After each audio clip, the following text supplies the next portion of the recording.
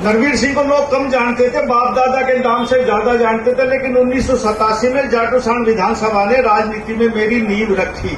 तो इसलिए जाटसाण हल्के का दिल की गहराई से और ज्यादा आभार कि आपने नरवीर सिंह को हरियाणा की विधानसभा में पहुंचाने का काम किया।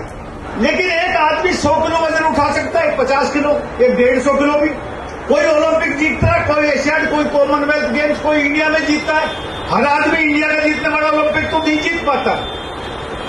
जब मैं 1987 में एमएलए बना तो मैं भी नया बना था, मुझे भी नहीं पता था कि क्या काम कैसे होगा। जब मैं सेक्रेटरी मिनिस्टर बन के गया तो मुझे ज्ञान ही नहीं था कि कौन सा अधिकारी किस महकमे में क्या काम करेगा।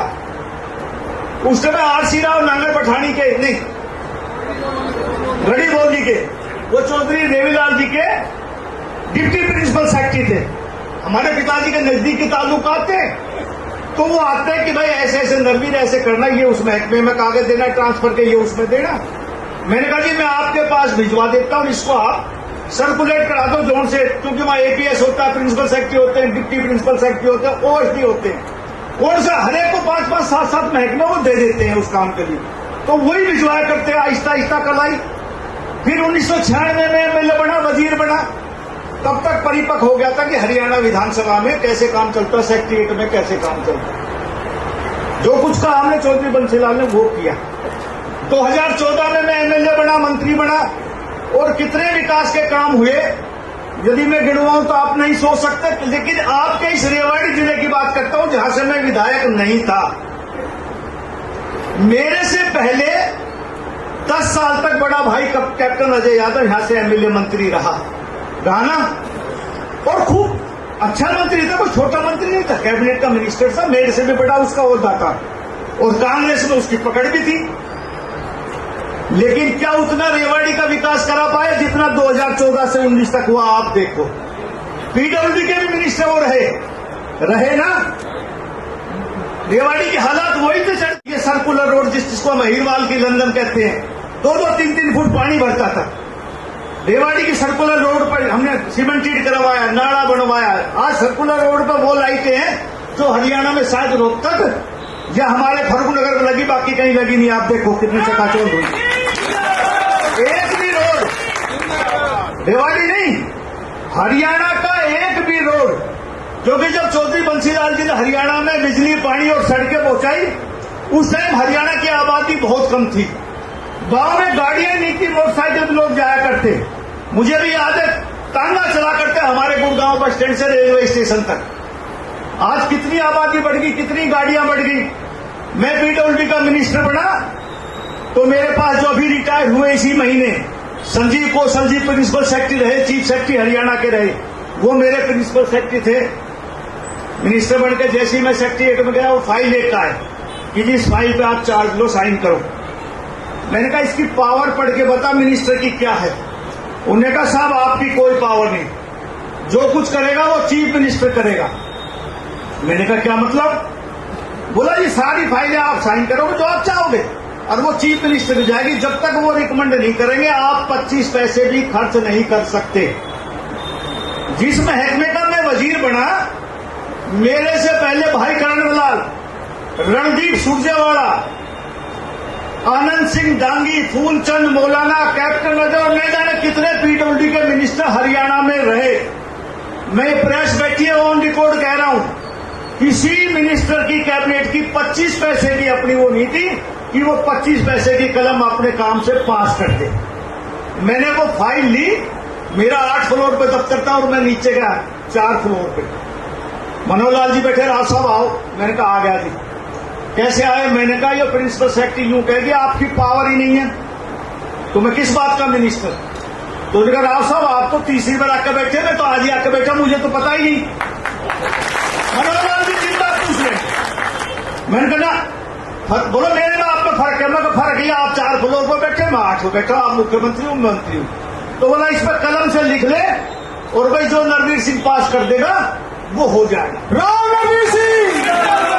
तो नरवीर सिंह को मुख्यमंत्री के पास फाइल अप्रूवल के लिए भेजनी पड़ती थी, और 2 करोड़ से नीचे तक की सड़कें कोई हो तो मेरे से ही डाउन हो जाती थी नीचे महकमे में। राव नरवीर सिंह बचौता ताली बजा दे। चाहे 100 करोड़ की फाइल हो, ये मैं आज कहता हूं कि जो मैंने भेजी वो मनोहर लाल जी ने 24 घंटे नहीं लगाए। वो 24 घंटे में चाहे मनोहर लाल जी चंडीगढ़ थे चाहे ना थे, उनके अधिकारियों को सीएम ऑफिस में अधिकारियों को आदेश था कि नरवीर सिंह की फाइल को नहीं रोकना है, इसलिए ये विकास के काम हो पाए। और मैं कह सकता हूं कि मैं 3 बार एमएलए रहा, वजीर रहा। हरियाणा में वजीरों की कोई औकात नहीं। सिर्फ 1 महीना 3 और 4th क्लास के अफसरों की ट्रांसफर कर सकता है, यानी चपड़ासी और क्लर्क की। 2nd क्लास और 1 क्लास की तो 12 माह सीएम की पावर होती है। लेकिन यदि मैंने कह दिया इंजीनियर चीफ बदलना है, चीफ इंजीनियर बदलना है, एक्शन बदलना है, और यदि मौके पे भी कह दिया तू गया, तो वो 24 घंटे में खैर। हरियाणा में अधिकारी 2 आदमियों की मानते हैं, ये मेरा तजुर्बा है। एक तो उसकी जिसको वो लगवाता है। यदि मैं रेवाड़ी में डीसी लगवाऊंगा तो वो 30% बात मेरी मानेगा और 70% उसकी मानेगा जो बदलवा सकता है। ये अधिकारियों की आदत होगी, लगवाने वाले ठीक है लगवा लिया, अब बदलवाने वाले की सोच। तो मैं लगवाने वाला भी मैं था, बदलवाने वाला था, इसलिए 100% नरवीर सिंह की मेरे को गिनती में हिसाब लेके नहीं आया कि रेवाड़ी जिले में मैंने कितना पीडब्ल्यूडी का काम किया, पब्लिक हेल्थ का कितने 100 करोड़ रुपए लगाए। और मैं कह सकता हूं रेवाड़ी हल्के में, और रेवाड़ी हल्के में जब मैं फाइल पास हुई तो मैंने पहली कलम से पास किया कि हरियाणा में 12 फुट की सड़कें सब खत्म करो, कोई नई बढ़ाओ या पुरानी को रिपेयर करो, तो 18 फुट की सड़कें होगी। 1 कलम से मैंने पास किया। आज हरियाणा में कोई 18 फुट की से कम सड़क नहीं बनती, कोई पास होगी उसका एस्टीमेट ही 18 फुट का होगा कि डबल गाड़ियां, क्योंकि जब पहले 12 फुट की में चलती थी और 2 गाड़ियां आमने सामने आए तो एक गाड़ी का टायर नीचे उतारना पड़ता था, एक्सीडेंट का खतरा होता था। मोटरसाइकिल वाला भी जा रहा है, रास्ते में ऐसा इलाका है जहां काबली की कर सड़कों पर आ जाती थी, बड़ी दिक्कत आती थी। आज हरियाणा में सब जगह 18 फुट की सड़कें।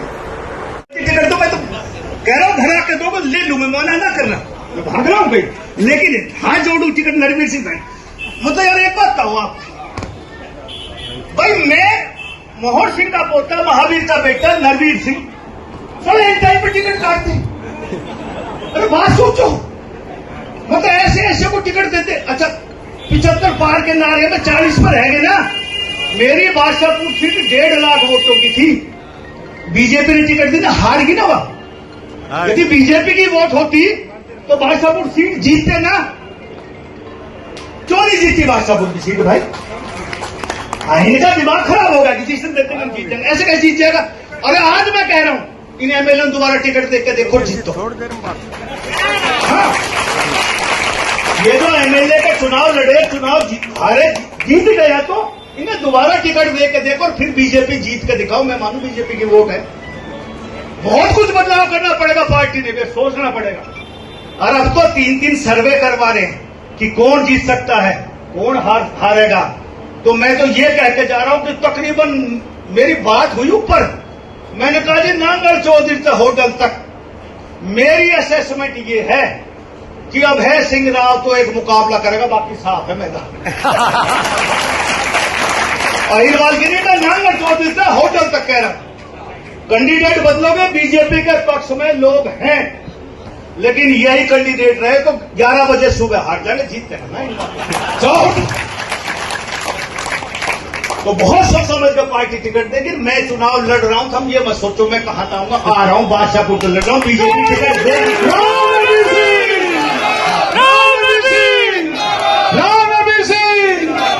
कोई आसमान का नाटक क्या है, हमारे बेटे तो कैंडिडेट बने।